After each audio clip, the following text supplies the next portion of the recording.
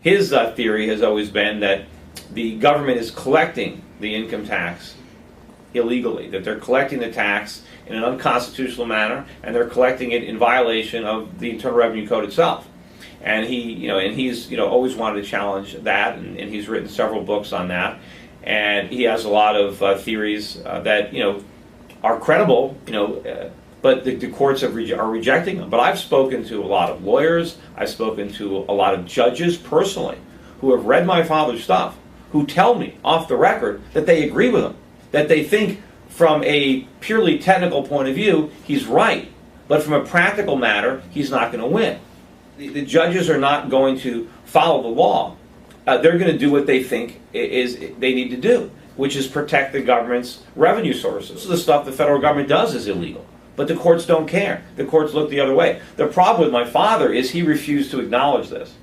See, I've always acknowledged the practicality of the fact that, look, it doesn't matter what the Constitution says. It doesn't matter what the law says. The government's going to do what it wants to do. And the courts are going to support that. The courts don't care. They have an agenda. They're going to support government power because they think that the government is using it benevolently. They have an agenda of their own. And my father could never accept that. He was always, but this is what it is, and I want to go to court, and I want to vindicate this.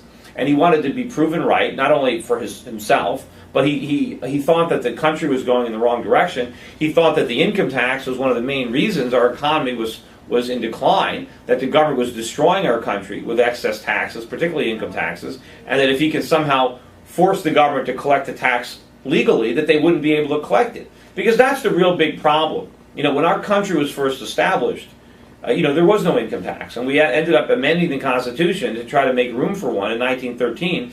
But initially, an income tax was inconsistent with the principles in our Constitution. I don't think he ever got a fair hearing on it. I think most of the things that he did, the judges just summarily dismissed. Most of his arguments that were put before the judges, the government never even responded. I mean, my father would file a motion, the government would do nothing, and the court would rule in favor of the government. I mean, if the judge is supposed to be a referee, how can my father lose when the other side doesn't even throw a punch? So it was always like my father would go to court, and instead of having an impartial judge, the judge was also his adversary. So he never really had a fair hearing.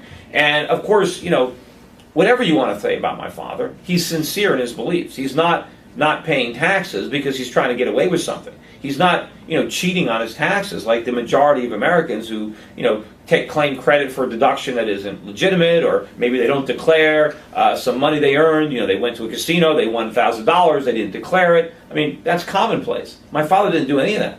My father told the IRS exactly what he was doing. He said, I'm not paying my taxes, and here's why. So he wasn't hiding. He wasn't committing fraud. He was being honest. So the worst thing you can say about him is that he was mistaken. But, we don't put people in jail for being mistaken. Maybe we fine them.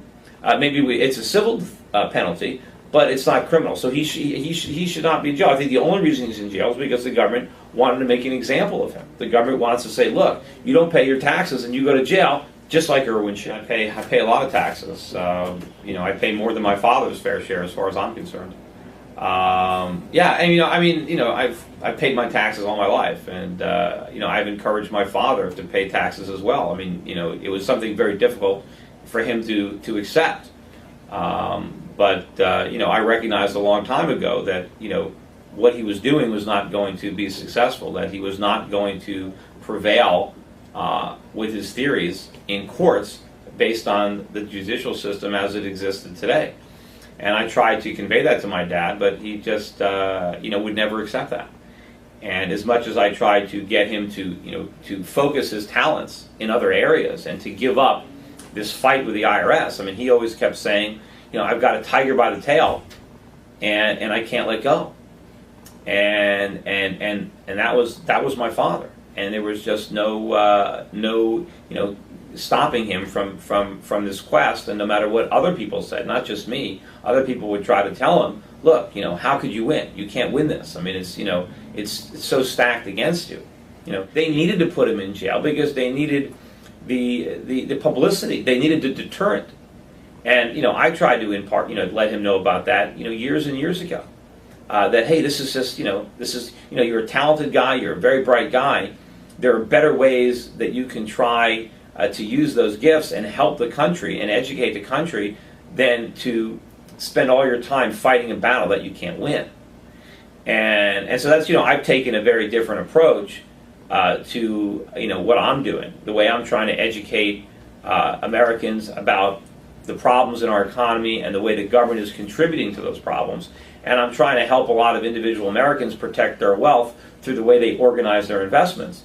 But I am not, encouraging them to, fight the IRS, to stop paying their taxes, to engage in civil disobedience, or as in my father's case, he doesn't even think it's civil disobedience. He thinks he's obeying the law. He doesn't think there's any laws that he's breaking. He thinks it's the government that's breaking the law.